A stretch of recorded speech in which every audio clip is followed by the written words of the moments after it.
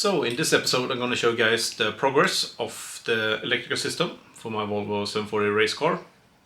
So the work that I've done for the last couple of weeks and what I'm planning on in the near future. So stick around for this episode. Last couple of weeks I've been working on the front section of the chassis harness and the rear chassis harness, and it looks really good when it's this flexible when it's done this way. So the rear one, I just need some heat shrink and it's finished to install. And the front also needs some heat shrink and some additional sensors, and it's also ready to install. So it's coming along nicely. And here you have some footage from the last couple of weeks.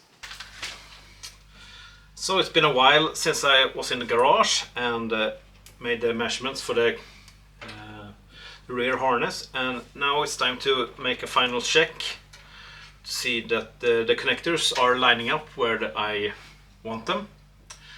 So the length overall looks pretty good actually, so I'm pretty happy with it.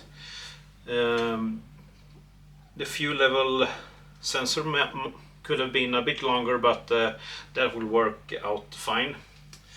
And the CAN bus wire here runs from the connector on this side, on the left side, over to the right side over there, and it looks good as well. So I'm happy with the result. Time to add some connectors, and then it's time to sleeve everything up and power this thing up. So awesome day. So here we have the motorsport connector that I'm going to be using for the firewall to the chassis harness, and I really like this connector because everything is much better tolerances, and just to get a better feel for the quality. So here I use a 22 gauge wire, and I install the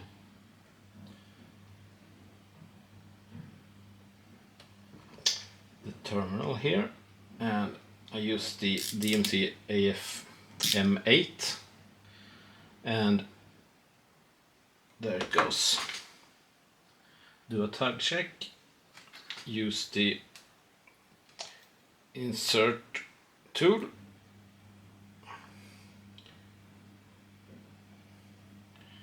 and you push it down to the,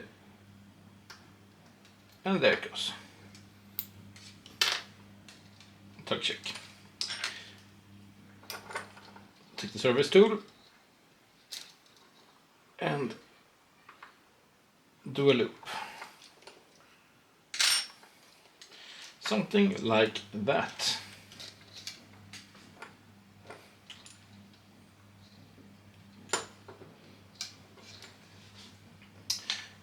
So about 50 terminals on this one, and also I'm going to be running several 5 volts and signal ground to the different sensors that this is going to be running, and yeah.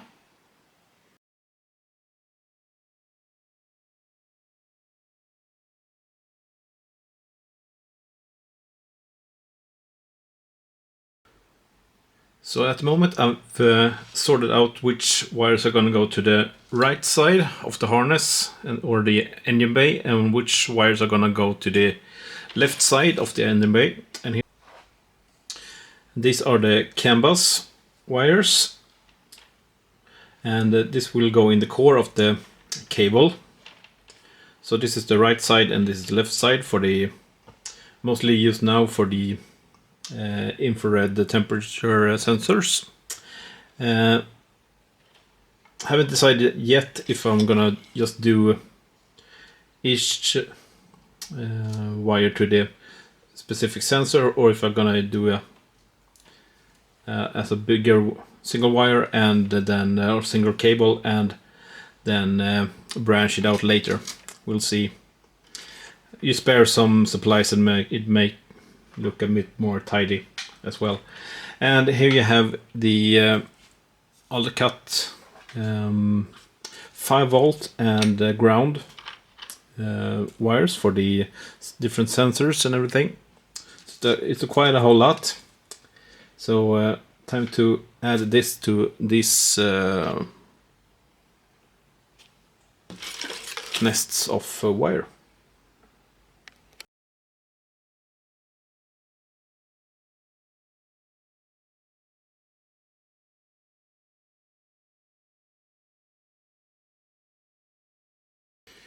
So the thicker parts of the harness is finished, and it's time to do the different branches.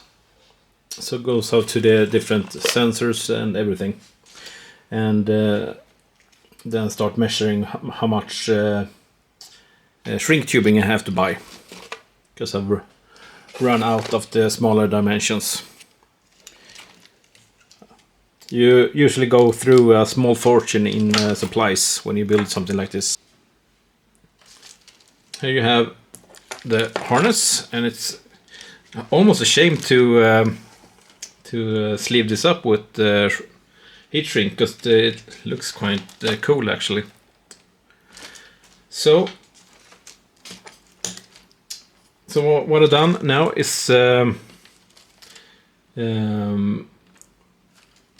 twisted the different the wires that goes to the left side and the wires that go to the right side of the engine bay, and then I've branched the harness off to the different connectors and breakers and everything. And now it's time to measure how much DR25 I have to buy, and if I'm missing any connectors.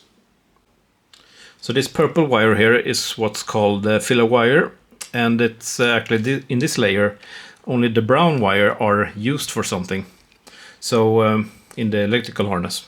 So the filler wire is mostly used to make it more the harness more uniform. Of course you can also use it for something, but I've chosen not to use it for anything.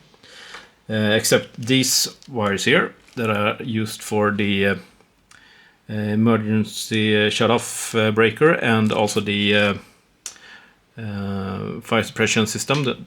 So this is going to go to the in front of the windshield for some breakers there. And that's pretty much just I used the purple wire for that because I ran out of ordinary white wire. So this is pretty much what a motorsport harness looks like when it's naked, so to say, and it's almost finished here. And I'm still gonna add some more Kapton tape to the branch points here, for example. So here you have the main cables here. This is for the left side and this is for the right side. And for example, you have temperatures, you have sensors for the shock absorbers here that I'm going to be running in the future, but I've prepared for it. You have the lighting wire, so indicators and the front lights here. And here we have the exhaust manifold, the pressure sensor, CAN bus, surge control valve is this long one that's going to go all the way up to the intercooler and be installed on a 32mm Bosch throttle body. And yeah, you get the idea. So it's yes, at the moment it looks like a mess, but it's actually quite organized at the moment. If I just put it more in a spool or something. So you might wonder why I use Kapton tape, and if you don't know that, it's sort of tape that can handle heat quite well. So when I add this Raychem heat shrink over here, I protect the wires from the glue, And also I protect the wires from the heat from when I recover this over the wires. And I'll also use the Kapton tape over the branch points. Both for that kind of reason. So protect them from if I use epoxy glue, and to secure everything, and also make them to seal everything, most important.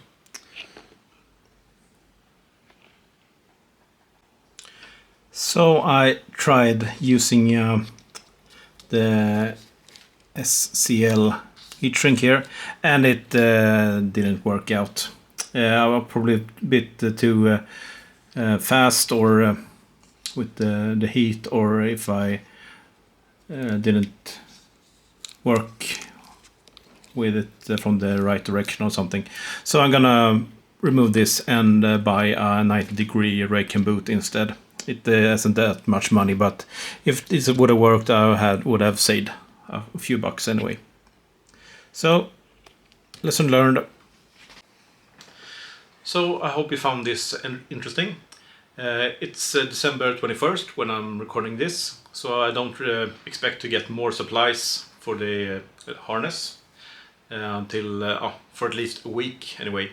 So this is what I'm gonna give you now before Christmas, and during the Christmas vacation I'll be working on more of the body of the car, and also on the aerodynamics for the car. So I hope you will like that, and that will probably come out maybe in 1 or 2 weeks, probably.